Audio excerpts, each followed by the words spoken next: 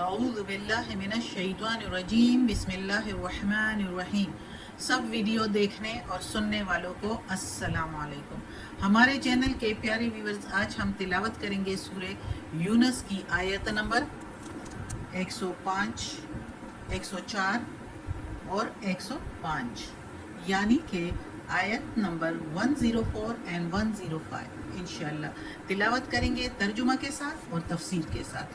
تو چلیں شروع کرتے ہیں آج کا سبق، لیکن شروع کرنے سے پہلے چینل کو سبسکرائب کریں، بیل نوٹیفیکیشن کو آن کریں تاکہ اگلی ویڈیو آپ کو آسانی سے ملتی رہے، اور ہو سکے تو شیئر بھی کریں تاکہ زیادہ سے زیادہ لوگ دیکھیں تو آپ کو بھی ثواب زیادہ ملے اور مجھے بھی۔ تو چلیں اب شروع کرتے ہیں آج کا سبق۔ اعوذ باللہ من الشیطان الرجیم بسم اللہ الرحمن الرحیم۔ قل، کہہ دو۔ قل کی میننگ تو کہہ دو ہے، لیکن چونکہ اللہ تعالیٰ محمد صلی اللہ علیہ وآلہ وسلم کو کہہ رہے ہیں تو ہم ادب سے اور پیار سے کہیں گے، کہہ دو میرے پیارے نبی۔ یا ایہا الناسو، اے لوگو، یا ایہا، اے الناسو لوگو، ان کنتم، اگر ہو تم، فی میں، شکم شک میں، شکم من دینی، شک میں دین میرے دین سے، اگر ہو تم شک میں میرے دین سے، فلا پس نہیں، فلا اعبد الذین پس نہیں عبادت کروں گا میں اس کی جس کی، تعبدون تم عبادت کرتے ہو، من سے، دون اللہ علاوہ اللہ کے، سوائے اللہ کے، یعنی میں اس کی عبادت نہیں کروں گا جس کی تم عبادت کرتے ہو اللہ کے سوا، کسی اور چیز کی یا عالموں کی یا کسی مخلوق کی، کسی کی بھی۔ ولیکن، اور لیکن، اعبد اللہ میں عبادت کروں گا اللہ کی، الذی اعبد اللہ الذی اس ذات پاک کی، یتوفاکم جو موڑ دیتا ہے تم کو، یعنی موت دیتا ہے تم کو، موڑ لیتا ہے، واپس کر دیتا ہے، یعنی انسانوں کو، ساری مخلوقات کو۔ تو میننگ اس کا یہ ہے کہ یعنی موت دیتا ہے تم کو۔ وَأُمِرْتُ اور حکم ہے مجھ کو، جب تو ہو جاتا ہے تو اس کی میننگ ہے مجھ کو۔ وَأُمِرْتُ اور وَأُمِرْتُ کی میننگ حکم، امر کی میننگ حکم ہے مجھ کو، ان یہ کہ، اکونا ہو جاؤں میں، من المؤمنین مومنوں میں سے، یقین لانے والوں میں سے، ایک اللہ پر یقین لانا، اس کے ساتھ کسی کو شریک نہ کرنا۔ مومن کی جو خصوصیات ہے جو پچھلے اسباق میں ہم نے پڑھا ہوا ہے، یعنی وہ مومن ہو جاؤں میں، انہی میں رہوں۔ تو اللہ تعالیٰ کہتا ہے اس آیت میں کہ پچھلی اس آیت میں اللہ تعالیٰ نے کہا تھا کہ میں، اگر تم لوگ نہیں مانتے اور اپنی ذات پر ڈٹے ہوئے ہو تو میں تو اپنے بھیجے ہوئے پیغمبروں کو اور ایمان والوں کو نجات دے دیتا ہوں، اور عذاب ان لوگوں پر لاتا ہوں جو میری نافرمانی کرتے ہیں۔ ہاں، بعض اوقات ایسے عذاب بھی آتے ہیں جس میں ایمان والے بھی، اللہ کے نیک بندے بھی چلے جاتے ہیں، لیکن ان کو اس عذاب سے کچھ فرق نہیں پڑتا، کیونکہ وہ ان کی جیسے ہی آنکھ بند ہوتی ہے دوسری طرف وہ جنت میں پائے جاتے ہیں۔ تو ان کے لیے، ایسے لوگوں کے لیے جنت ہی پھر موجود ہے۔ لیکن زیادہ تر جب بھی عذاب آئے ہیں تو اللہ نے اپنے نیک بندوں اور رسولوں کو ان سے بچا کر باہر نکالا ہے، جس طرح ہم نے پچھلے احوال نبیوں کے پڑھے ہیں قرآن میں۔ تو اس آیت میں اب اللہ تعالیٰ کہتا ہے کہ میرے پیارے نبی ان سے کہہ دو کہ اگر یہ پھر بھی شک میں ہیں ہمارے اس دین سے، یعنی جو دین اللہ تعالیٰ نے محمد صلی اللہ علیہ وآلہ وسلم کے ذریعے بھیجا ہے، تو ان سے کہو کہ اگر تمہیں اس میں شک ہے تو میں تو ہرگز تم لوگوں کے دین پر نہیں آؤں گا، جس کو تم پوچھتے ہو، جیسے بتوں کو، عالموں کو، پیغمبروں کو، پچھلوں کو، جیسے کہ عیسائی تو عیسیٰ علیہ السلام کی عبادت بی بی مریم کی کرتے تھے، ان کی تصویریں گرجوں میں لگا کے، کلیساؤں میں لگا کے، تو اس کی عبادت کرتے تھے، اسی کو پوچھتے تھے۔ تو نبی محمد صلی اللہ علیہ وآلہ وسلم فرما رہے ہیں، اللہ تعالیٰ ان کو کہہ رہا ہے کہ ان سے کہہ دو کہ میں تو ہرگز ان کی عبادت نہیں کروں گا جس کی تم عبادت کرتے ہو۔ اگر تم میرے دین سے شک میں ہو اور اس پر ایمان نہیں لاتے، تو شک میں رہ کر ہی بندہ پیچھے رہ جاتا ہے نا۔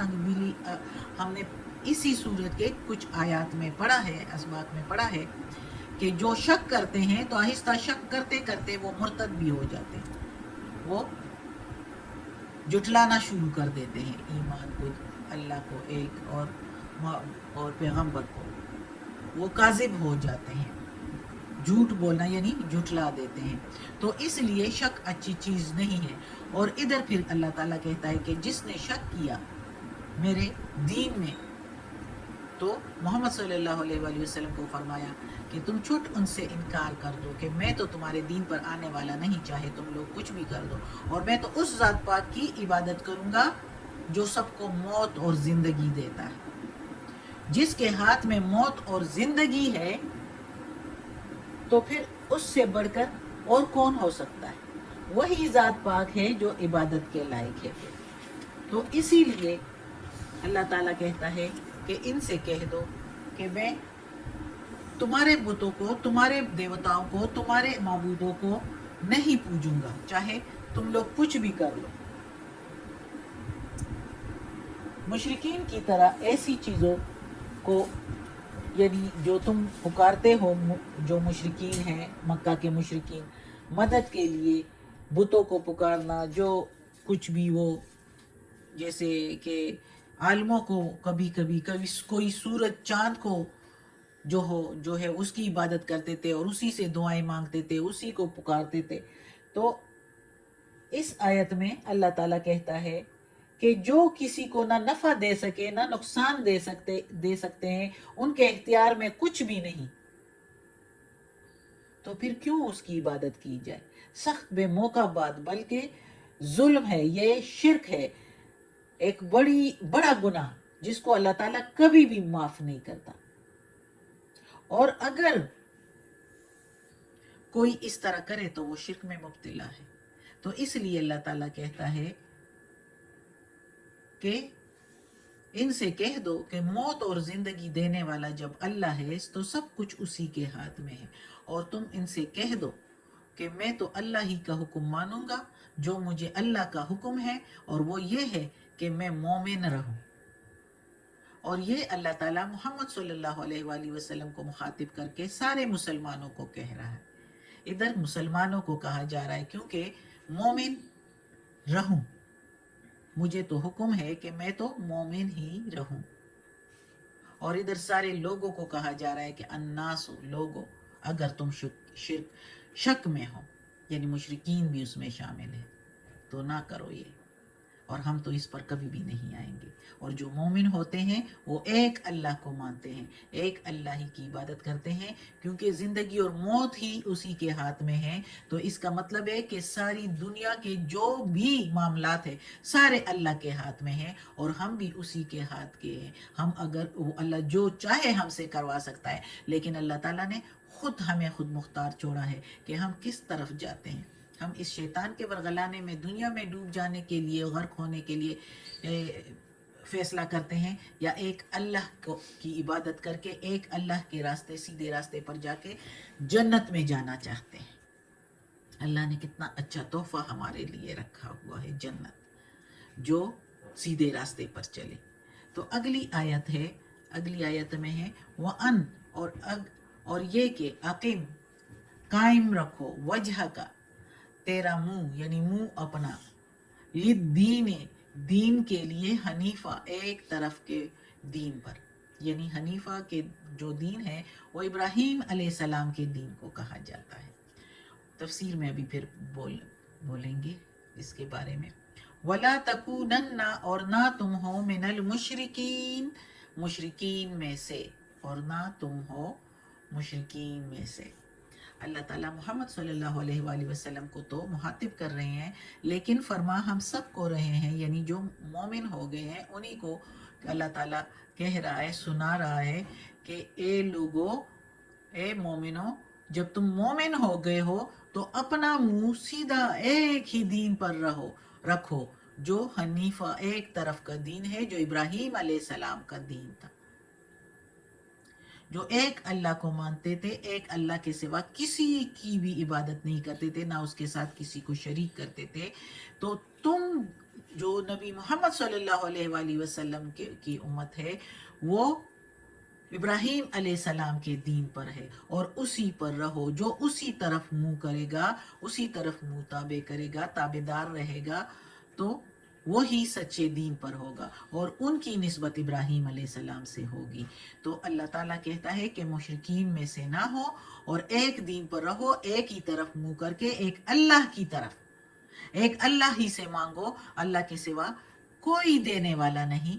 اللہ ہی کی عبادت کرو پھر، کیونکہ اللہ ہی سب کچھ دینے والا ہے. زندگی بھی دینے والا اللہ ہے اور موت بھی دینے والا اللہ ہے. اور دنیا کے جتنے بھی معاملات ہیں، چاہے سکھ ہے چاہے مصیبت ہے، مصیبت ہمارے اپنے ہاتھوں سے ہوتی ہے کہ ہم جو غلط کام کرتے ہیں تو مصیبت کا سامنا کرنا پڑتا ہے، اور جو بھلائیاں ہوتی ہے وہ اللہ دیتا ہے.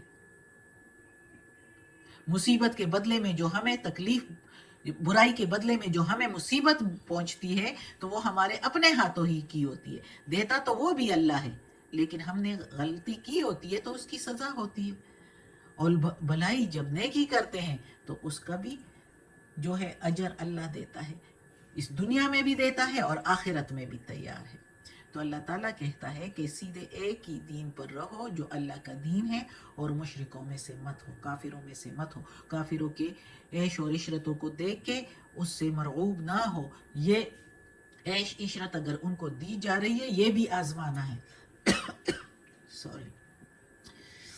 تو اللہ تعالیٰ کہتا ہے کہ ان کے اس دکھاوے میں اور ان کے اس جو ان کو، اور ان کے حالات اگر اچھے ہیں، ان کو اچھی بعض اوقات مشرکین کو بھی اللہ اس دنیا میں ہی دے دیتا ہے، لیکن آخرت میں ان کا پھر کچھ حصہ نہیں.